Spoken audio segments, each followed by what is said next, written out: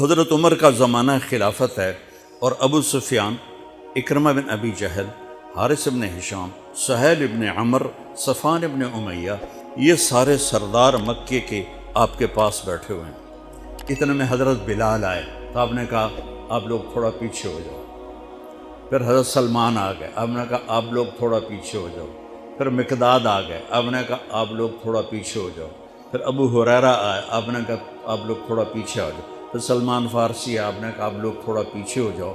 جیسے جیسے پرانے صحابہ آتے گئے ان کو ہٹاتے ہٹاتے جوتیوں تک پہنچا دیا، تو وہ غصے سے اٹھ کے باہر نکل گئے۔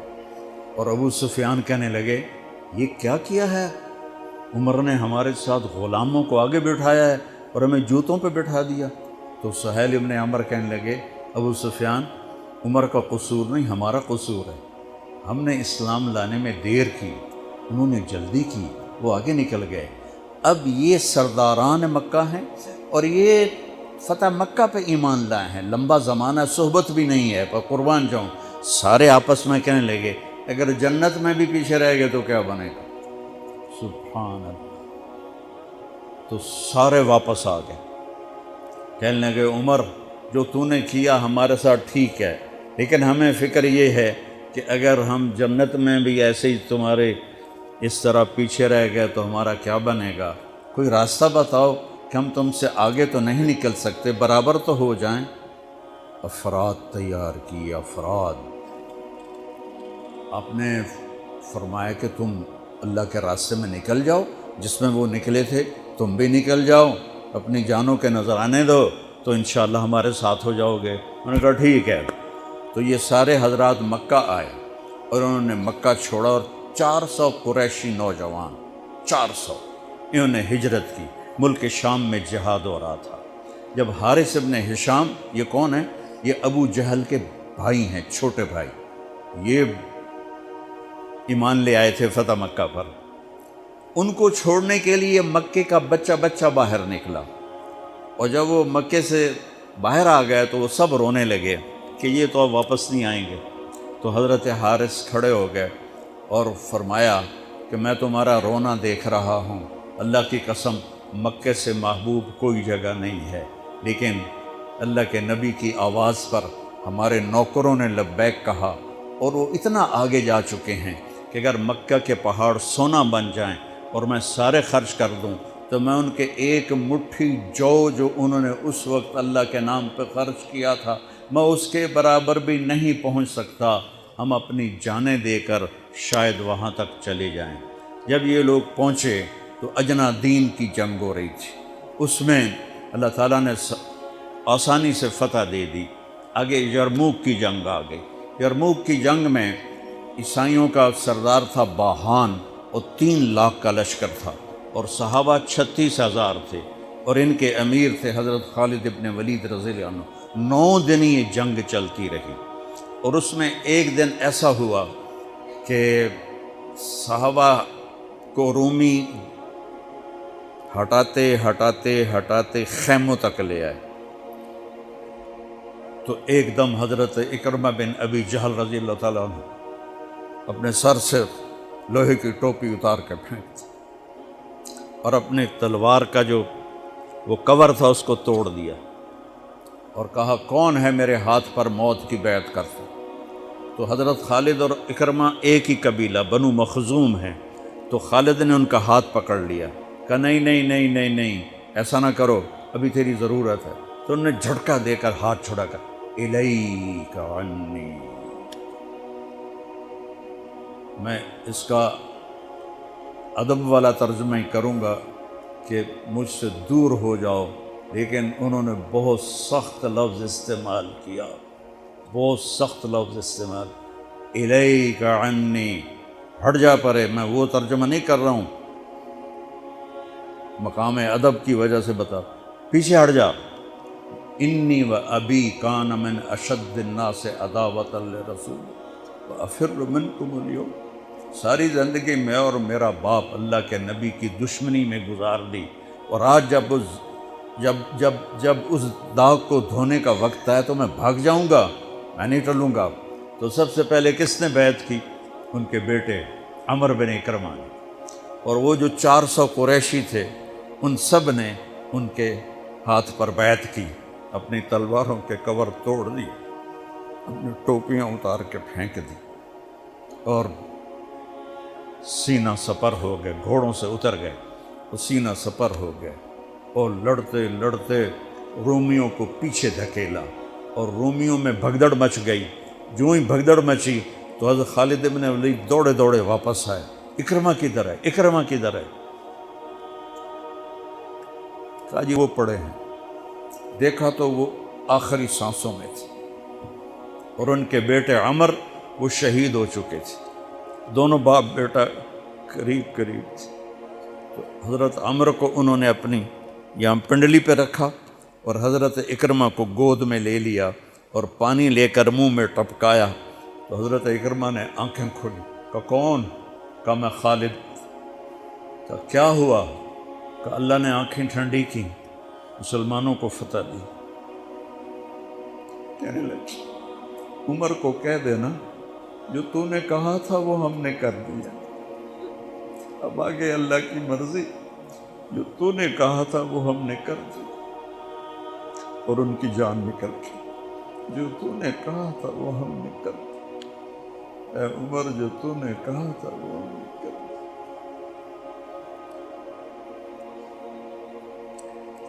اور خالد بن ولید کو غصہ آ گیا، جوش آ، غصہ نہیں جوش آ گیا۔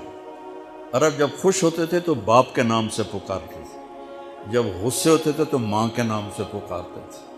حضرت عمر کے باپ کا نام خطاب ہے اور ماں کا نام ہے حنتمہ، تو حضرت خالد بن ولید نے کہا اب حنتمہ کا بیٹا یہ نہیں کہہ سکتا کہ سرداروں نے قربانیاں نہیں کی۔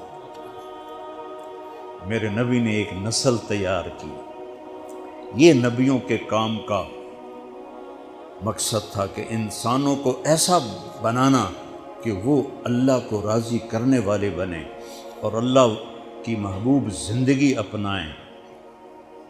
نکلنے کا پہلا مقصد ہی ہے کہ میری ذات بنے، سارے جنت میں چلے جائیں میں جہنم میں چلا جاؤں تو مجھے کیا فائدہ ہوا؟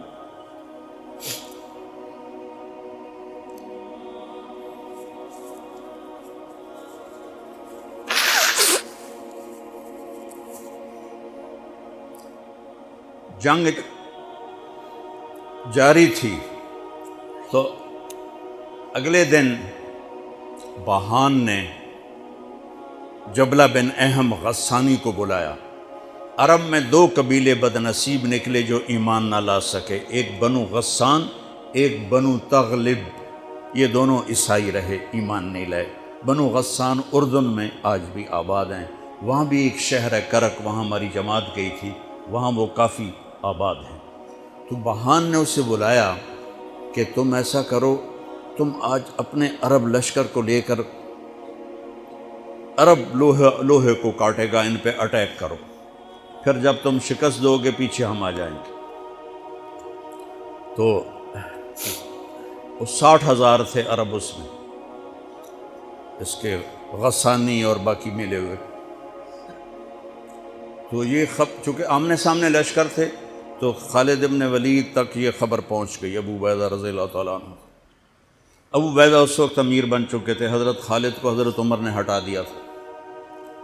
تو حضرت خالد نے ابو عبیدہ سے کہا مجھے 30 آدمی دے دو، میں ان 60,000 کا مقابلہ کروں۔ تو ابو سفیان رضی اللہ تعالیٰ عنہ کہنے لگے مذاق کر رہے ہو یا سنجیدہ ہو؟ کہنے لگے کفر میں تو بڑا دلیر بنتا تھا، بزدل بنتا ہے۔ کہنے نہیں، بزدلی کی بات نہیں، انصاف کی بات ہے۔ اگر تم نے کوئی جوہر دکھانا ہے تو 60 تو کرو، ایک کے مقابلے میں 1,000۔ تو ابو عبیدہ کہنے لگے یہ ٹھیک ہے، اب خالد 60 لے جاؤ۔ کبھی دنیا میں نے بہت تاریخ پڑھی اللہ کے فضل سے، آپ نے بھی سنی ہوگی یا پڑھی ہوگی، کبھی دیکھا ہے کوئی ایسے انسانوں کا مجمع جو 60 کو لے کے 60,000 پہ حملہ کرنے چل پڑے؟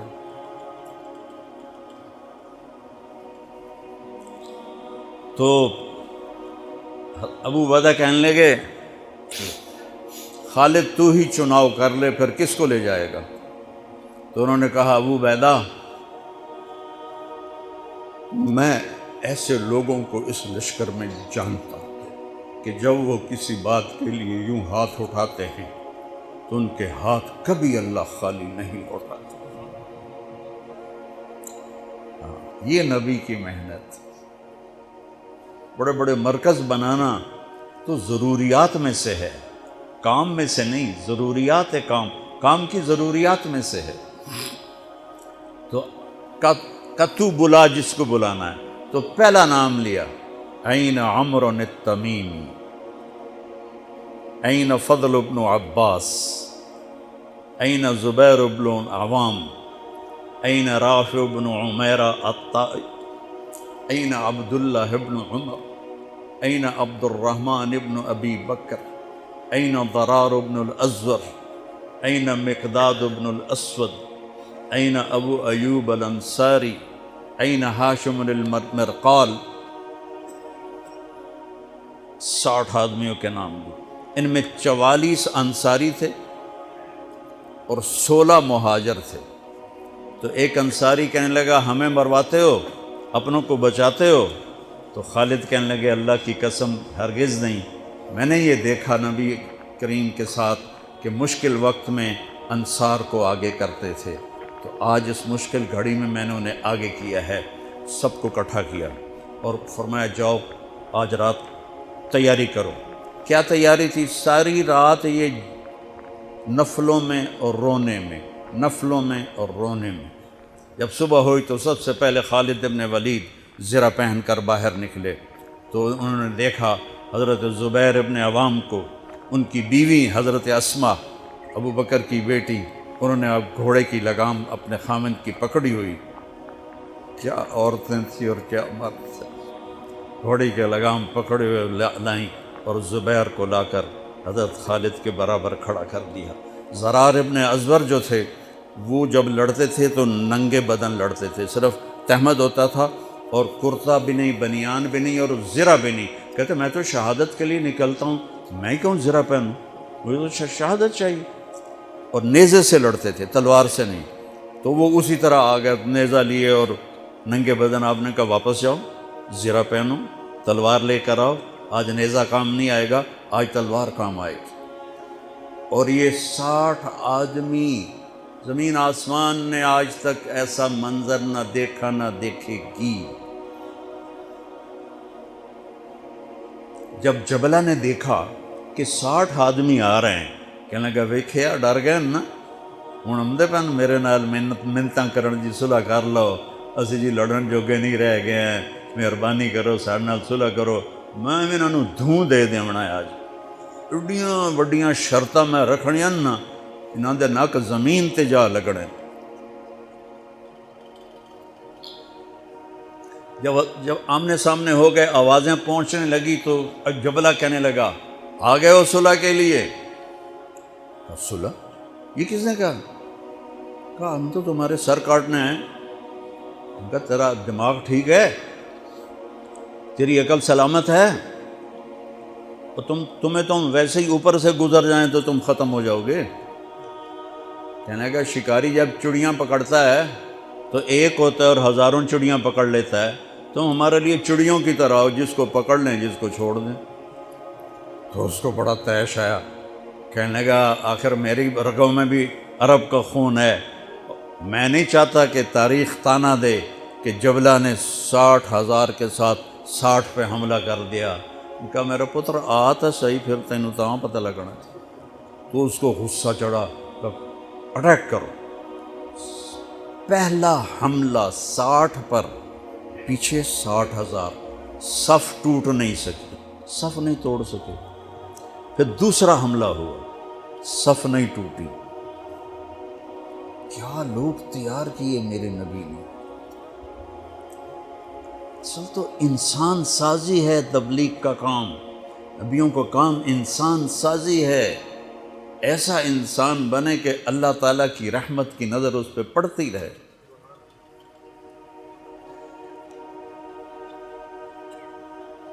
تیسرا حملہ کیا تو صف ٹوٹ گئی، تو خالد بن ولید نے اعلان کیا 6 ہو جاؤ، اپنی کمر میں لا لو اور 6 کی ٹولی بنا دو، 10 6 60۔ 10 ٹولیاں بن گئیں۔ خالد بن ولید کے ساتھ تھے خالد بن ولید، فضل بن عباس، زبیر بن عوام، عبد الرحمن بن ابی بکر، زرار بن الازور اور رافع بن عمیرہ الطائی۔ یہ 6 آدمی حضرت خالد کے ٹولے میں تھے، اور پورا زور لگا رہے تھے عیسائی عرب خالد کو قتل کرنے کے لیے کہ اے مارے گا تو پیچھے کام بن جاوے گا۔ تو حضرت عبداللہ بن عمر فرماتے ہیں صدقے جاؤں میں ان 6 آدمیوں کے، اور خاص طور پر فضل بن عباس اور زبیر بن عوام پر، کہ 20 دفعہ حملہ کیا عرب عیسائیوں نے خالد کو قتل کرنے کے لیے، اور صرف فضل بن عباس اور زبیر بن عوام نے ان ہزاروں کا منہ پھیر دیا۔ اور فضل بن عباس کہتے یا معاشر الکلاب، اے کتوں کی جماعت، اصحاب رسول سے ہٹ جاؤ، اصحاب رسول سے ہٹ جاؤ۔ اور شرحبیل ابن حسنہ وہ زور زور سے قرآن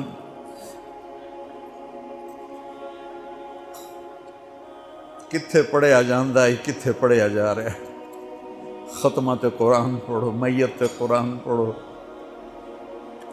وہ زور زور سے تلاوت کر رہے تھے۔